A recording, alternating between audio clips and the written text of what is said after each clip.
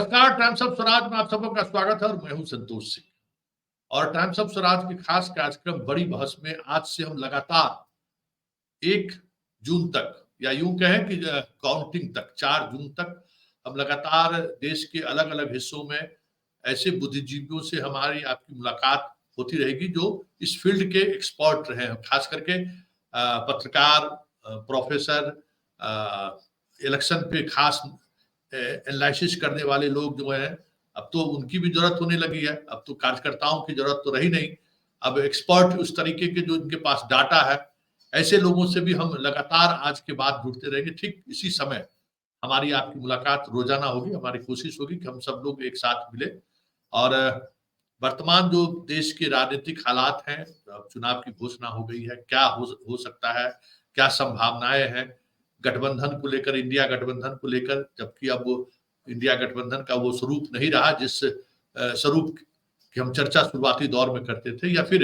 NDA 400 पार का जो नारा है, उस नारा में कितना दम है। इन सब तमाम चीजों पर हम चर्चा करेंगे। हमारे साथ जुड़ रहे हैं सतीश के झा, दिल्ली यूनिवर्सिटी के पॉलिटिकल साइंस के सीनियर प्रोफेसर हैं और बिहार और देश की राजनीति पर इनकी अच्छी पकड़ है। स्वाभाविक तौर पर पॉलिटिकल साइंस के टीचर हैं तो व्यवहारिक पहलू, सैद्धांतिक पहलू और जो चीजें दिख रही हैं उन तमाम चीजों पर इनकी खास नजर बनी हुई है। और इस पूरे कार्यक्रम के दौरान, पूरे इलेक्शन पीरियड में हमारी कोशिश रहेगी कि इनसे लगातार हम आपको इनसे मुलाकात होती रहे और जो अपडेट, जो भाषण के दौरान, क्योंकि अपने यहाँ तो बस चुनाव प्रचार के दौरान ही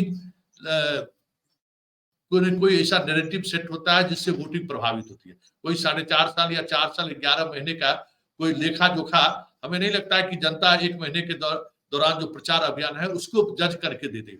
होता यही है कि प्रचार अभियान के दौरान जो बातें सामने आई उसी बातों को लेकर वो लोग आगे बढ़ जाते हैं। हमारे साथ सतीश के जी और मयंक, हमारे साथ मयंक जुड़ रहे हैं लखनऊ से, द हिंदू के रिपोर्टर है। शुरुआत हम सतीश के झा जी से ही करेंगे कि सर आपको क्या लगता है, जिस तरीके से एनडीए 400 पार, इंडिया गठबंधन आज जिस तरीके से मुंबई में अपने एक बड़ी ताकत दिखाने की कोशिश की है, क्या लगता है आपको क्या होगा 2024 के चुनाव में? नमस्कार संतोष जी, अभी तो कहना मुश्किल है। 2 महीना चुनाव में काफी समय होता है।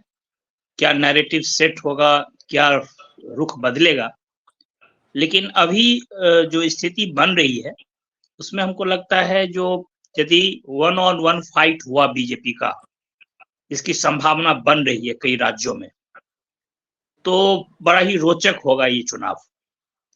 वैसे एक परसेप्शन के लेवल पे जो एक वार हो रहा है, जो हम 400 क्रॉस कर जाएंगे, 370 को क्रॉस कर जाएंगे, वो सब तो एक तरह से पब्लिक कंजम्पशन के लिए है और जनता भी ये जानती है। जो वो कहना आसान है लेकिन उसको क्रॉस करना उतना आसान नहीं होगा इस बार। एक तो 10 साल का लगातार शासन रहा है, एंटी इनकम्बेंसी कहीं ना कहीं निश्चित रूप से आता ही है। लेकिन उसके अलावे यदि आप देखें जो डिवीजन ऑफ वोट्स जो रहा है अपोजिशन पार्टीज का, यदि उसको ये मिनिमाइज कर पाते हैं, पूरे हिंदुस्तान में तो शायद संभव नहीं होगा, लेकिन कुछ राज्यों में यदि ये कर पाते हैं तो हमको लगता है जो आंकड़ा आएगा चुनाव के बाद वो काफी दिलचस्प रहेगा। मतलब और महाराष्ट्र तो बिल्कुल काफी रोचक चुनाव होने जा रहा है महाराष्ट्र का, क्योंकि एक तरह से जो सुनने में आ रहा है जो शरद पवार के पक्ष में एक सिंपैथी वेव भी है, क्योंकि शरद पवार का और जो कुछ हो महाराष्ट्र में राजनीति में एक लंबे अरसे से वो पब्लिक लाइफ में रहे हैं, उनकी पकड़ है। और जिस तरह से उनके परिवार के लोगों ने उनके दल के भीतर विश्वासघात हुआ है, उससे एक सिंपैथी वेव तो होगा ही उनके पक्ष में, तो इसीलिए महाराष्ट्र और रोचक है। आज जो जिस तरीके की रैली हुई है वो रैली भी माना जा रहा है कि ऐतिहासिक रैली हुई, और वहां जो गठबंधन के तमाम, इंडिया गठबंधन के जो लोग हैं वो सारे उसके बड़े लीडर वहां पे पहुंचे थे। एक संकेत, मतलब मुंबई के उस मैदान से एक संदेश भी देने की कोशिश हुई है कि हम किस दिशा में देश जा रही है, किस देश को किस मूड में ले जाने की कोशिश हो रही है, और हम तमाम लोग इसको रोकने के लिए जो भी क्षमता है हम सब मिल बैठ के करेंगे। तो ये जो 1-to-1 का फॉर्मूला है, उस फॉर्मूले से ममता बनर्जी अपने आप को अलग करे। महाराष्ट्र में तो वो चीजें दिख रही हैं, बिहार में भी कमोबेश वो चीजें पूरी तौर पर 2-3 दिनों में शक्ल ले लेगी। आप वही बात अगर हम बात करें तो यूपी में भी ये स्थिति दिख रही है। लेकिन ममता बनर्जी जो इंडिया गठबंधन के सबसे कह सकते हैं कि अगुआ की तरह व्यवहार कर रही थी, वो अचानक इस फोल्डर से बाहर हो गई। कितना असर पड़ेगा, क्या लगता है? नहीं, बंगाल वाला चीज को थोड़ा हम लोग को दूसरे नजर से देखना होगा, क्योंकि बंगाल में एक तरह से सीधा फाइट है ममता बनर्जी और बीजेपी का। कांग्रेस और लेफ्ट आज के तारीख में कोई मेजर प्लेयर नहीं रह गया बंगाल पॉलिटिक्स में। तो स्ट्रैटेजिकली यदि इंडिया अलायंस ये मान के चले, ममता हमारे साथ नहीं है इस अलायंस में, लेकिन फिर भी यदि ममता को छोड़ा जाए वहां बीजेपी से डील करने के लिए, बीजेपी से फाइट करने के लिए, क्योंकि ये तो बिल्कुल एक चीज साफ है, जो चुनाव के बाद यदि ममता का सीट बढ़ता है तो वो बीजेपी के खाते में नहीं जाएगा, या पोस्ट इलेक्टोरल अलायंस में भी शायद ममता उनके साथ न जाए नवीन पटनायक की तरह। तो इसीलिए यदि बंगाल में ममता इंडिया अलायंस में नहीं भी आए और फिर भी 1-on-1 हो जाए वहां पे फाइट, तो हमको लगता है ये इंडिया अलायंस का जो लार्जर जो पोस्ट इलेक्टोरल जो सिनेरियो बनेगा उसके लिए काफी अच्छा संकेत रहेगा। हमारे साथ मयंक भी जुड़े हुए। मयंक, खास करके यूपी में चंद्रशेखर भी अब अलग तरीके का बयान देने लगे हैं। चंद्रशेखर को उम्मीद थी कि हम गठबंधन के साथ आएंगे, लेकिन अखिलेश उनको उस तरीके से तवज्जो नहीं दे रहे हैं। जबकि वहां 1-to-1 सीट पे चंद्रशेखर जैसे पेडियर को भी अगर उतारते तो मजबूती दिखती। क्या वजह रहा? चंद्रशेखर से भी अखिलेश ने दूरी बना ली और वहां ममता बनर्जी को वो सीट दे रहे हैं, लेकिन जो वहां का जो मेन फोर्स, मतलब चंद्रशेखर एक फोर्स के रूप में जरूर अपने आप को डेवलप कर रहे थे, लेकिन उसको साथ नहीं लाकर अखिलेश क्या इंडिया गठबंधन के उस मिशन को कमजोर तो नहीं कर रहे? देखिए सर, मुझे लगता है दो ऐसी पार्टियां हैं उत्तर भारत में जो लोकसभा चुनाव पे फोकस नहीं कर रही हैं, वो अगले विधानसभा चुनाव पे फोकस कर रही हैं, और इसलिए वो उन तमाम लोगों को कमजोर करने की कोशिश कर रही हैं जो उनके लिए आगे चल के चुनौती किसी न किसी रूप में हो सकते हैं या उनके कोर वोट में सेंधमारी कर सकते हैं।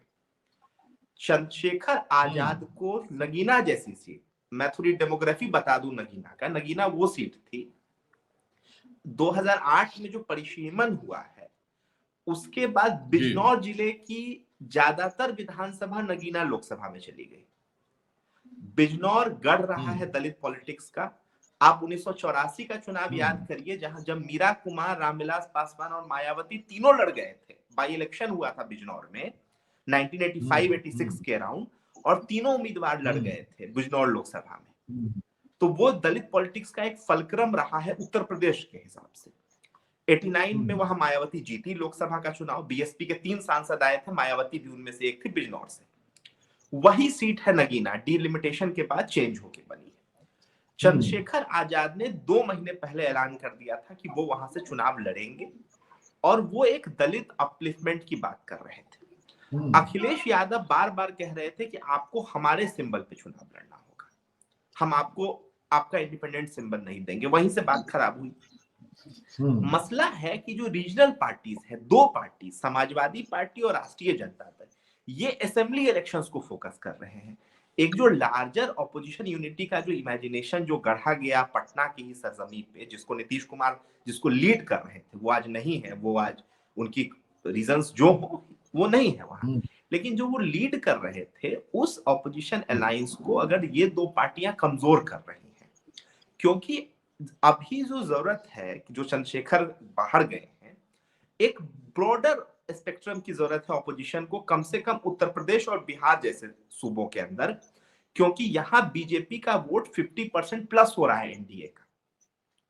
पिछली बार जहां तक मुझे याद है करीब 50% वोट मिला था बीजेपी को लोकसभा इलेक्शंस में उत्तर प्रदेश के अंदर, और बिहार में भी नीतीश कुमार को जोड़ दीजिए तो वो 50+ था।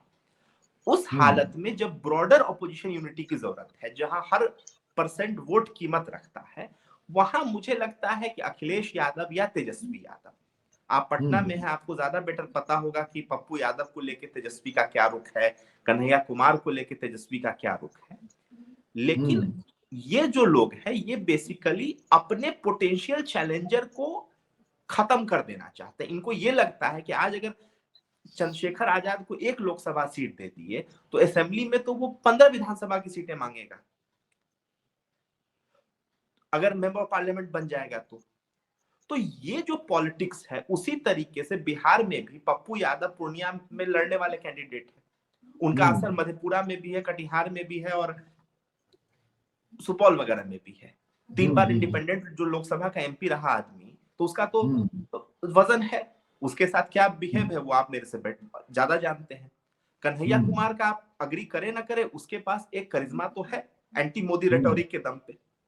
पोस्ट जेएनयू वो एक इमर्ज किया एक फेस के तौर पे, हो सकता है वो मीडिया ही का क्रिएट किया हुआ, लेकिन उस पे तो था। उसको लेके बेगूसराय में क्या रुख है वो आप बेटर जानते हैं मेरे से। तो मुझे लगता है कि ये जो छोटी रीजनल पार्टीज है इनका फोकस असेंबली इलेक्शन है, ये असेंबली इलेक्शन को फोकस कर रहे हैं और ये कुछ सीटों को चिन्हित करके चुनाव लड़ रहे हैं। उत्तर प्रदेश में वो सीट आजमगढ़ है, परिवार की सीट, वो मैनपुरी है, वो आपको बदायूं है, वो आपको फिरोजाबाद है जहां यादव परिवार लड़ रहा है। उसी तरीके से बिहार में जो फोकस है वो छपरा जैसी सीट, पाटलिपुत्र जैसी सीट, मधेपुरा जैसी सीटें जहां परिवार लड़ रहा है वहां है कि कहीं से हम जीत जाएं, हमारी 6-7 सीटें आ जाए, परिवार के 3-4 लोग जीत जाएं, हमारा वजन बना रहे। ये फोकस है जो मेरी समझ है। वो ईमानदारी नहीं है जो होनी चाहिए थी हराने के लिए नरेंद्र मोदी को इन 2 पार्टियों में। अच्छा, हमारे साथ वो ईमानदारी महाराष्ट्र में दिख रही है, तो उसका हमें परिणाम दिख रहा है कहीं ना कहीं कि एक बड़ी लड़ाई वहां हो रही है। अच्छा, हमारे साथ रिजवी सर जुड़ गया है। रिजवी सर, जो क्षेत्रीय दल है, जो बिहार में आरजेडी हो, अखिलेश हो, ये साथ इंडिया गठबंधन के साथ जरूर है, लेकिन इनकी राजनीति ऐसी लग रही है कि 2024 नहीं, उनके विधानसभा चुनाव की वो तैयारी कर रहे हैं। और ऐसी स्थिति में ओवैसी फैक्टर जो है, बिहार में भी 11 सीट पर चुनाव लड़ेंगे, जो मुस्लिम डोमिनेटेड सीट रहा है वहां चुनाव लड़ेंगे, यूपी में भी वो लड़ेंगे ही लड़ेंगे। ये मुसलमानों के अंदर की जो राजनीति है, अगर उन्हें ये बात समझ में आ जाए कि राष्ट्रीय फलक पर मोदी को लेकर जो चैलेंज है, उस चैलेंज को लेकर क्षेत्रीय दलों में वो कमिटमेंट नहीं है, तो क्या आपको लगता है कि ऐसी स्थिति में ओवैसी फैक्टर मोदी को एक अलग तरीके का एज दे सकता है?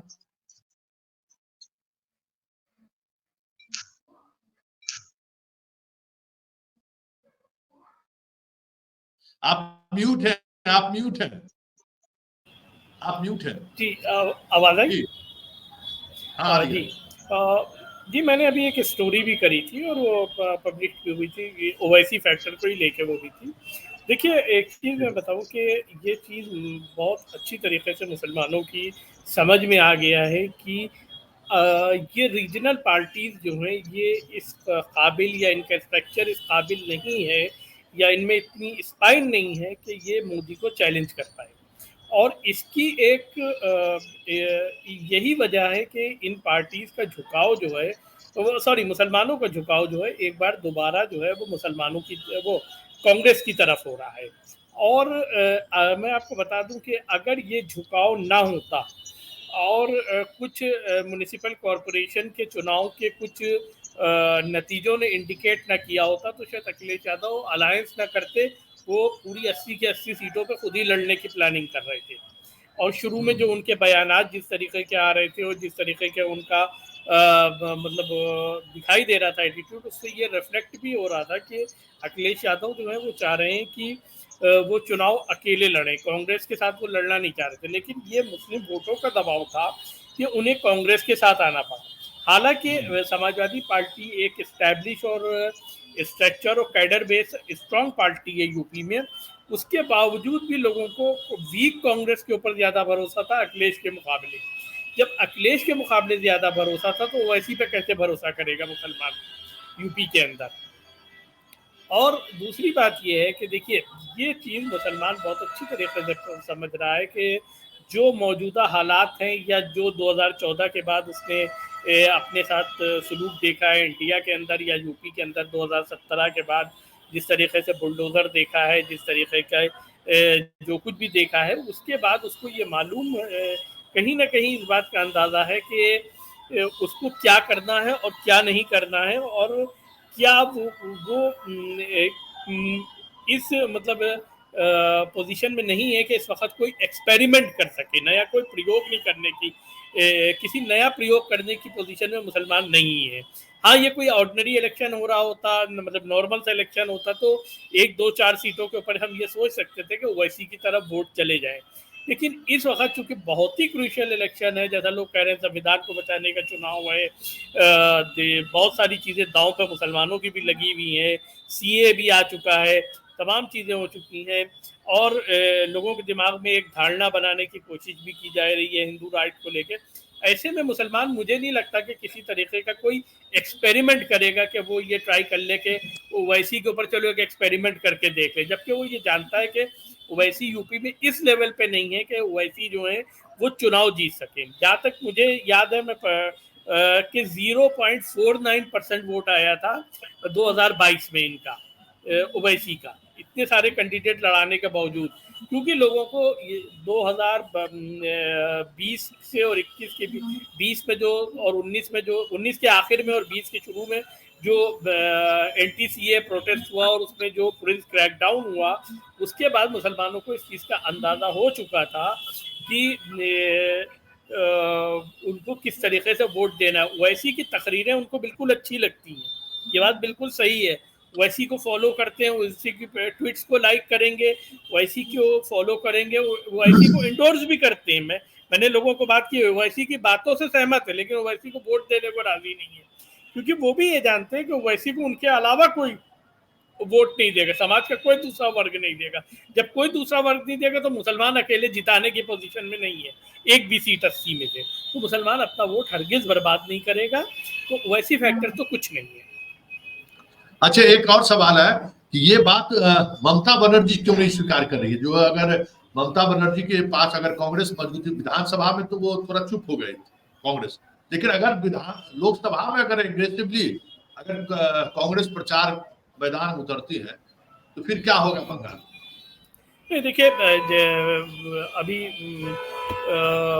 आपसे पहले भी बात हो रही थी कि वहां पे सीधी फाइट जो है वो ओवैसी साहब अगर उतरते हैं, कांग्रेस वर्सेस ममता की बात कर रहे हैं ना आप? नहीं, देखिए, मेरी कल एक बहुत ही सीनियर जर्नलिस्ट से बात हो रही थी, उन्हीं ने भी बताया कि कुछ आपस में अंडरस्टैंडिंग है कांग्रेस और ममता बनर्जी के, और जैसा कि पहले सर ने भी ये बात कही कि अगर ममता बनर्जी एक भी सीट जीते या 20 सीटें जीते, जो भी जीतेंगी वो जाएगी इंडिया के ही खाते में।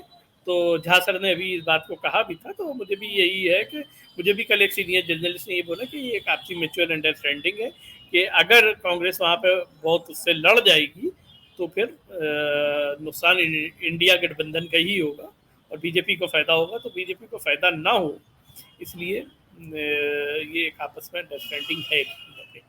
लेकिन 2-5 सीट की जो गठबंधन की बात हो रही थी, क्या वहां पे कुछ ऐसा सतीश सर से जानना चाहेंगे कि सतीश सर, ये जो दिख रहा है बंगाल में कि ममता बनर्जी या फिर लेफ्ट या कांग्रेस, ये तीनों एक साथ अगर फ्रंट पे आते, जो हमारी भी बातचीत होती है, तो जो एंटी वोट है ममता का, वो बीजेपी की तरफ शिफ्ट हो सकता था पूरी तौर पे। इसलिए एक रणनीति के तहत ये तीनों एक साथ मतलब नहीं आकर, हमें लगता है कि वामपंथी और कांग्रेस एक साथ चुनाव लड़े, ये जिसकी संभावना जताई जा रही है।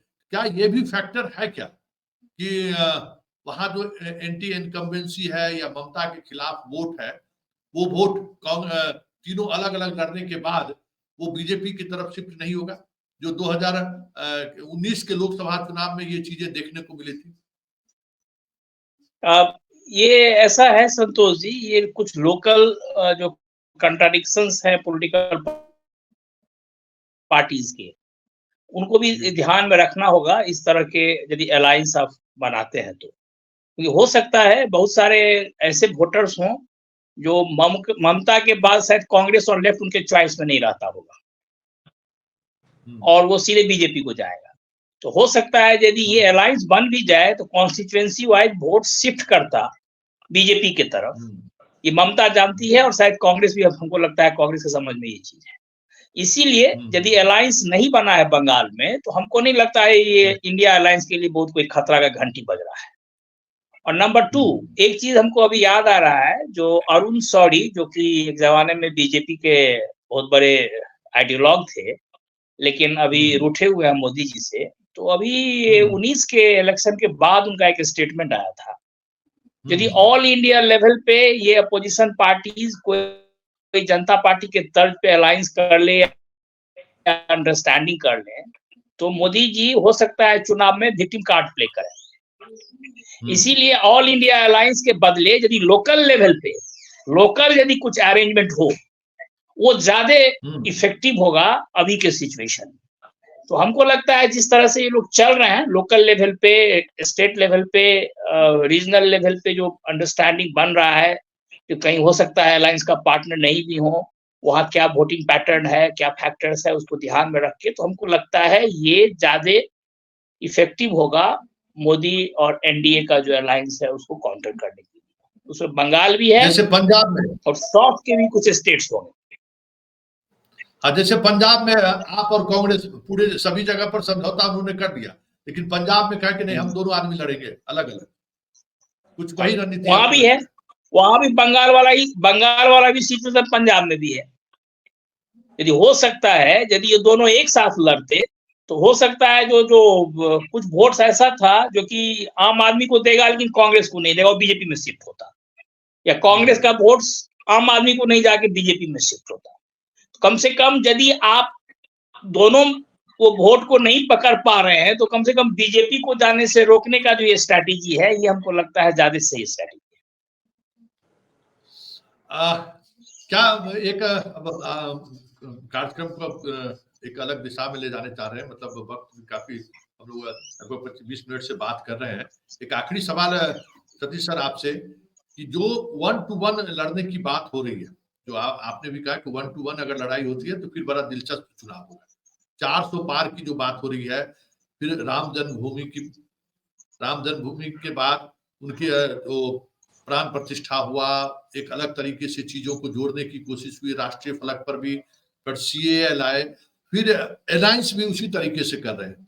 नवीन पटनायक, नीतीश कुमार को भी साथ लाए, चंद्रबाबू नायडू को ला रहे हैं, अकाली दल से भी अलायंस हो जाए, मतलब जो पुराने एनडीए के घटक दल थे उनसे भी चाह रहे हैं कि गठबंधन हो जाए।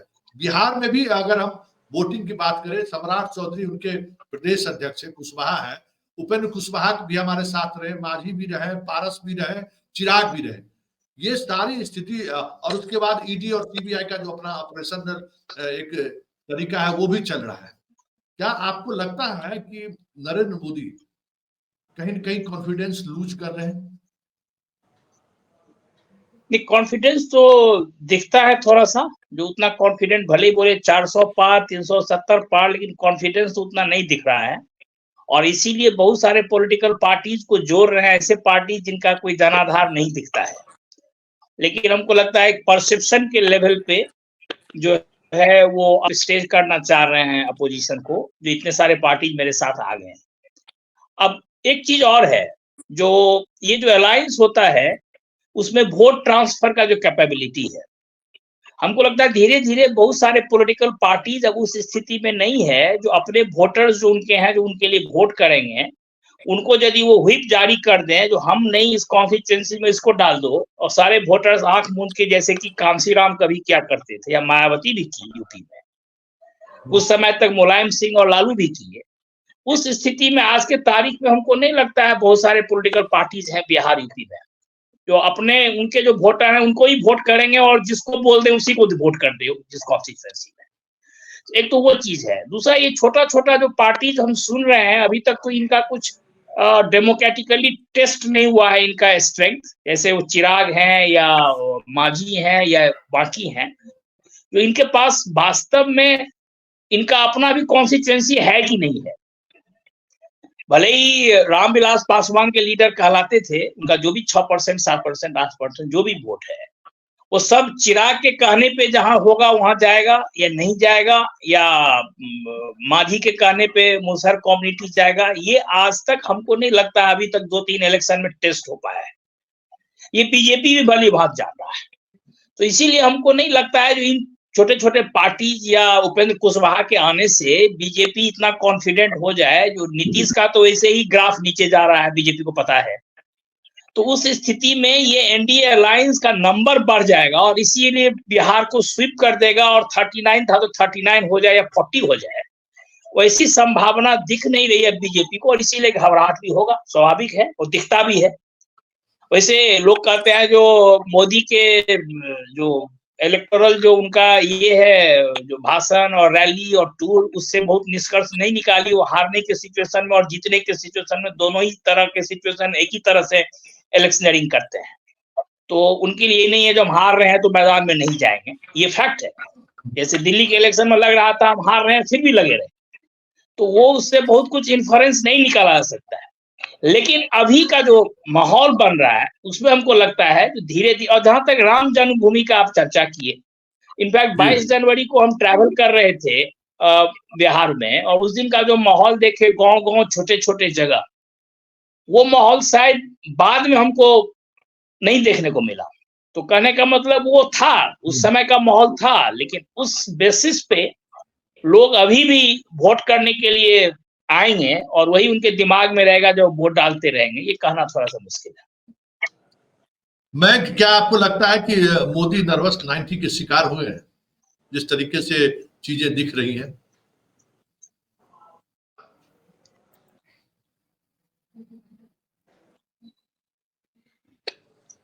देखिए, मुझे लगता है कि कॉन्फिडेंस की कमी जरूर उनमें है। जो कॉन्फिडेंस उनमें शायद 2019 के चुनाव में था, वो कॉन्फिडेंस नहीं है उनके अंदर। ये बड़ा क्लियर मुझे नजर आ रहा है कि वो कॉन्फिडेंस वो लूज कर गए हैं, और यही जो कॉन्फिडेंस नहीं था, इसी वजह से वो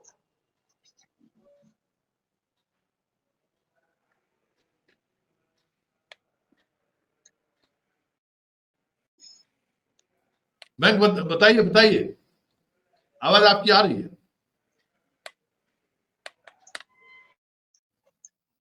बैंक आपकी आवाज आ रही है? लगता है बैंक से डिस्कनेक्ट हो गया सर। हाँ, मैंने बैंक लगता है डिस्कनेक्ट हो गया। ये राम जन्मभूमि वाली बात आप बैंक भी चर्चा किए थे सर, जब बिहार में जिस समय वो लौट रहे थे, वो माहौल और आज के माहौल में वाकई में आपको फर्क दिख रहा है ना? बिल्कुल दिख रहा है। और एक चीज और है ना सर, आप ही से सवाल है। 89 या एक तरह से 89 या 92 वाला पोलराइज सिचुएशन नहीं है, क्योंकि अब राम जन्मभूमि के बारे में कोई ऐसा पॉलिटिकल पार्टीज कोई ऐसा नहीं है जो इस इशू को इस तरह से ला रहा है जो बीजेपी उसको एनकैश करे। ठीक है, सुप्रीम कोर्ट का ऑर्डर हुआ, मंदिर बन गया है, और मुस्लिम कम्युनिटी का भी कोई ऐसा रिएक्शन नहीं है जिसको बीजेपी लेके मैदान में जाए, तो इसीलिए हमको नहीं लगता है ये कार्ड बहुत इलेक्शन में बहुत इफेक्टिव होगा। भले ही वो कहे जो मेरे मैनिफेस्टो में था, 3 चीज हमने तीनों को रिडीम किया। हमारी आवाज आपको मिल रही है क्या? तो जो मोदी जी अभी कहना शुरू किए हैं,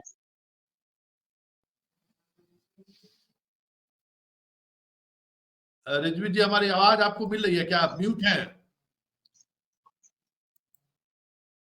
जी जी, आपकी आवाज आ रही है मुझे।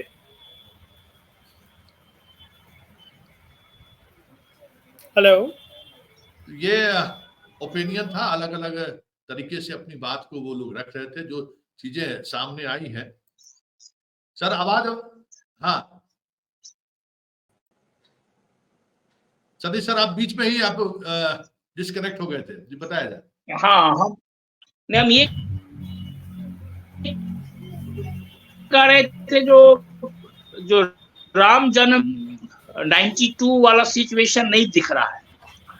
जो पोलराइजेशन उस समय बनाया गया था जो पॉलिटिकल पार्टीज के द्वारा, तो इसीलिए हमको नहीं लगता है जो ये बहुत बड़ा फैक्टर होगा इलेक्शन में। वैसे बीजेपी के लिए कहने के लिए तो होगा, जो मेरे मैनिफेस्टो में 3 चीज था, हमने तीनों वादा पूरा किया। 370 और राम मंदिर और uniform civil code, all India level पे नहीं तो उत्तराखंड में हमने ट्रायल लिया है। कहने के लिए होगा, लेकिन वोटर्स पे खासकर नदर्न इंडिया में, खास करके यूपी, बिहार और जो हिंदी हार्टलैंड है, जहां पर ये फैक्टर माना जाता था कि जो इम्पोर्टेंट रहता है, वहां बहुत बड़ा है। लेकिन जो दूसरा चीज है, जो इंडिया अलायंस के भीतर भी एक कॉम्प्लेसेंसी नहीं होनी चाहिए, जो 2004 रिपीट हो जाएगा, जो हम सुन रहे हैं अभी उनके लीडर्स बोलते हैं। कल हम चिदम्बरम जी को भी सुन रहे थे, जो 2004 में ऐसे हुआ, इंडिया साइनिंग फेल कर गया। तो एक मार्क्स का कहावत है, कहना है, जो history done repeat all the times, first time it is farce, first time it is tragedy, second time it is farce. तो ऐसा नहीं है 2004 में हो गया इसीलिए 2024 में भी हो जाए, ये चीज वो मान के ना चले, कंप्लेसेंसी नहीं दिखलाएं। और जो इलेक्शनरिंग होनी चाहिए, फॉर एग्जांपल ये यात्रा, राहुल गांधी का जो यात्रा था, पहला तो ठीक है, लेकिन जो सेकेंड है वो हमको नहीं लगता है जो बहुत उसका टाइमिंग सही था इलेक्शन के दृष्टिकोण से। क्योंकि जो लास्ट 3-4 मंथ्स में आप किस तरह से इलेक्शन स्ट्रैटेजी बनाते हैं, आपका वॉर रूम कैसे फंक्शन कर रहा है, आप कैसे लोकल लेवल, रीजनल लेवल, हर लेवल पे किस तरह से अपने अलाइज के साथ निगोशिएट कर रहे हैं, वो टाइम होता है। तो एक तो वो चीज, दूसरा जो कास्ट सेंसस वाला जो मुद्दा है, वो भी हमको नहीं लग रहा है जो बहुत ज्यादा इम्पैक्ट छोड़ रहा है। क्योंकि जो कास्ट सेंसस को लेकर के हमको है, जो ओबीसी जो सबसे ज्यादा रहता था उत्साहित, उसके लिए बहुत बड़ा फैक्टर नहीं लग रहा है। क्योंकि उसको लग रहा है जो मोर और लेस जो जितना रिजर्वेशन पे है वो सारे पॉलिटिकल पार्टीज के बीच में कंसेंसस है, लीगल हर्डल्स भी हैं। जब तक ऑल इंडिया सेंसस नहीं होगा तब तक ये जो डेटा है वो आएगा, कोर्ट जाएगा। आई मीन कुछ शॉर्ट टर्म में उनको नहीं दिख रहा मिलते हुए। इसीलिए इस इशू को जो राहुल गांधी या कांग्रेस मान के चल रहा था, जो केवल इस इशू को पकड़ लेंगे और लास्ट 4 मंथ्स का जो यात्रा होगा वो गेम चेंजर हो जाएगा, वो भी हमको लगता है स्ट्रैटेजिक मिस्टेक था। चलिए सर, थैंक यू। अब रिजवी जी आपसे अब एक सवाल आखिरी चलते चलते, कि ये जो अभी चुनाव है, जिस तरीके से मोदी काम कर रहे हैं, राम लला का प्राण प्रतिष्ठा, फिर सीए, कई पार्टियों के साथ गठबंधन करना, फिर लगातार ईडी और सीबीआई का जो इस तरीके से इस्तेमाल हो रहा है, क्या आपको लगता है कि नारा भले ही उनका 400 पार का है, कहीं न कहीं वो कॉन्फिडेंस नहीं लेवल दिख रहा है जो लेवल मोदी के अन्य चुनावों में देखने को मिलता था?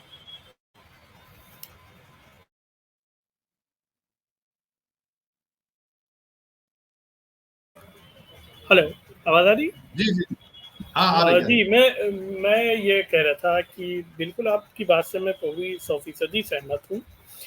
देखिए, अयोध्या के लिए जिस तरीके से एक प्रोजेक्ट, एक नैरेटिव तैयार किया गया बीजेपी द्वारा, और तकरीबन 1 महीने तक, जनवरी की 1 तारीख से लेके और 22 तारीख तक उसको सजाया गया, पूरी तरीके से अयोध्या को सजाया गया, सड़कों को सजाया गया। वो जो एक मोमेंटम तैयार करने की, एक वेव तैयार करने की कोशिश की गई बीजेपी के द्वारा, वो ख़त्म हो चुकी है, जैसा झा साहब ने भी कहा है। उसके बाद जिस तरीके से रातों रात कोर्ट का ऑर्डर का बहुत ज़्यादा प्रॉम्प्टली, अक्सर कोर्ट को डांटना पड़ता है कि भाई कंप्लायंस क्यों नहीं हो रहा है, लेकिन एक लोअर कोर्ट से जैसे ही फैसला आया, रातों रात वहाँ पर काशी में मूर्ति रख के पूजा शुरू करवा दी गई, और उसके फौरन बाद अलायंसेस को ऊपर इंडिया अलायंस को तोड़ा गया। जिस तरीके से नीतीश कुमार अलग हुए, उसके बाद नीतीश कुमार के अलग होने के बाद हमने देखा कि सीए भी ले आए, एक आखिरी कार्ड बचा था वो भी खेल दिया गया। तो कहीं ना कहीं पटप तो है ही है, घबराई भी तो बीजेपी नजर आ ही रही है, इसमें कोई दो राय नहीं है। और अब तो मुझे लगता है चूंकि इलेक्टोरल बॉन्ड भी कहीं ना कहीं चर्चा में है, कितना पेनिट्रेट कर पाएगा नीचे तक ये चीज, कितना समझा पाएगा पोजीशन इलेक्टोरल बॉन्ड को लेके लोगों को, इसके ऊपर तो अभी टिप्पणी करना बहुत जल्दी हो जाएगा। कुछ भी कहना, अभी थोड़ा सा टाइम लगेगा कि लोग कितना समझ रहे हैं, लेकिन समझ रहे हैं, ये मैं आपसे कह सकता हूँ कि लोग समझ रहे हैं कि कुछ ना कुछ हुआ है। क्योंकि मैंने एक बहुत ही सामान्य आदमी से बात करी थी अभी 2 दिन पहले, तो उसने भी कहा कि मैंने सुना है कि मोदी जी ने कुछ भ्रष्टाचार कर दिया और उसकी जांच होने जा रही है। तो वो पूरी तरीके से इलेक्टोरल बॉन्ड को नहीं समझ रहा था, लेकिन वो ये समझ रहा था कि कुछ न कुछ भ्रष्टाचार हुआ है। और वो जाहिर सी बात है, जैसे मैंने बताया कि इलेक्टोरल बॉन्ड को नहीं समझ रहा था, लेकिन जो बीजेपी की इमेज थी कि क्लीन इमेज, अरविंद केजरीवाल भी घोटाले में इन्वॉल्व हैं, हेमंत सोरेन भी घोटाले में इन्वॉल्व हैं, बिहार की यादव फैमिली भी, लालू यादव की फैमिली भी घोटाले में इन्वॉल्व है, हम बिल्कुल क्लीन हैं, साफ सुथरे हैं। वो इमेज कहीं ना कहीं अगर ये मैसेज जा रहा है कि भाई भ्रष्टाचार ये भी करते हैं, भ्रष्टाचार वो भी कर रहे हैं, तो वो जो इमेज इन्हीं ने इंडिया अगेंस्ट करप्शन से बनाई थी और लगातार ईडी और सीबीआई को भेज के बनाई भी जा रही थी, वो कहीं ना कहीं तो डेंट हो रही है।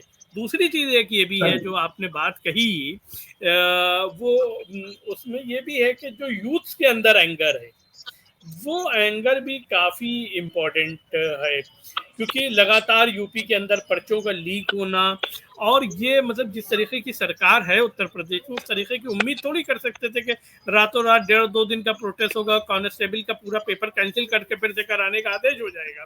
अच्छा, फिर से कराने के ये एक प्रेशर था यूथ का, जिस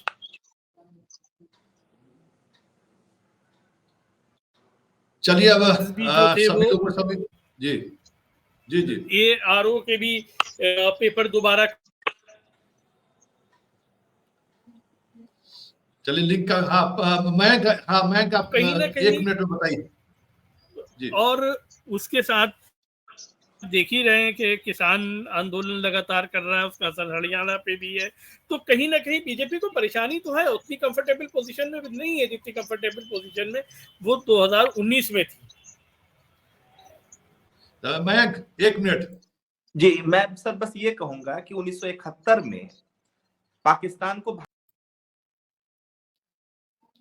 बहुत बड़ी जीत थी भारत, जी जी जिसका एक ऐतिहासिक महत्व था। मुझे लगता है पिछले 60-70 साल के आजाद हिंदुस्तान की सबसे बड़ी घटना थी वो, कि भारत ने पाकिस्तान को एक युद्ध में हराया और 93,000 सैनिकों ने सरेंडर किया। इंदिरा गांधी सरकार को लीड कर रही थी वो। 5 साल बाद जो चुनाव हुए 1976 के चुनाव, इंदिरा गांधी हार गई। तो इस देश की जो मेमोरी है ना, वो बड़ी शॉर्ट है। आप राम मंदिर या तमाम चीजें ठीक है, वो एक पॉलिटिकल मैसेजिंग के लिए बड़ा इवेंट था, लेकिन जब आप पाकिस्तान को युद्ध में हरा के 5 साल बाद इलेक्शन में गए, फैक्टर्स कुछ हो लेकिन आप हार जाते हैं जी, तो मुझे लगता है कि लिमिटेड इंपैक्ट है इन चीजों का। चलिए बहुत बहुत धन्यवाद। थोड़ा वक्त कम है और इस कार्यक्रम को हम यही कंक्लूड करते हैं। फिर हमारी कल आपको सभी लोगों से मुलाकात होगी। जो जिन मुद्दों को लेकर हम चर्चा कर रहे थे, जिन मुद्दों को लेकर हम लगातार बातचीत कर रहे थे और जिन मुद्दों के सहारे हम चीजों को समझना चाहते थे, क्या वाकई में जो मोदी 400 पार का नारा दे रहे हैं और फिर जो स्थिति, राजनीतिक परिस्थिति बनती हुई दिख रही है कि बिहार में हर एक छोटे छोटे दल से भी समझौता करने को लेकर उतने ही आतुर है, जैसे लग रहा है कि वो नीतीश को लाकर भी संतुष्ट नहीं है कि हम 40 में 40 जीत सकते हैं। उन स्थिति में क्या वाकई में वो चीजें दिख रही है, या क्या स्थिति है माहौल पूरे इंडिया में? इन चीजों को समझने के लिए अलग अलग देश के अलग अलग हिस्सों से, लखनऊ से हमारे साथ मैक जुड़े हुए थे, दिल्ली से सतीश सर जुड़े हुए थे और रिजवी सर भी जुड़े हुए थे। तमाम अलग अलग फील्ड के लोग, 2 पत्रकार, एक पॉलिटिकल साइंस के एक शिक्षक, उनसे हम इन चीजों को समझने की कोशिश की कि सिर्फ नारा है या फिर नारा के बाद जो चीजें दिखने को मिल रही है, क्या वो जो कॉन्फिडेंट लेवल जो मोदी का रहा है, कहीं वो लेवल कहीं न कहीं प्रभावित तो नहीं हो रहा है, या फिर ये जो चीजें दिखाने की कोशिश हो रही है वो एक संकेत तो नहीं है कि 2024 जो कहा जा रहा है जमीनी स्थिति उसके प्रतिकूल है।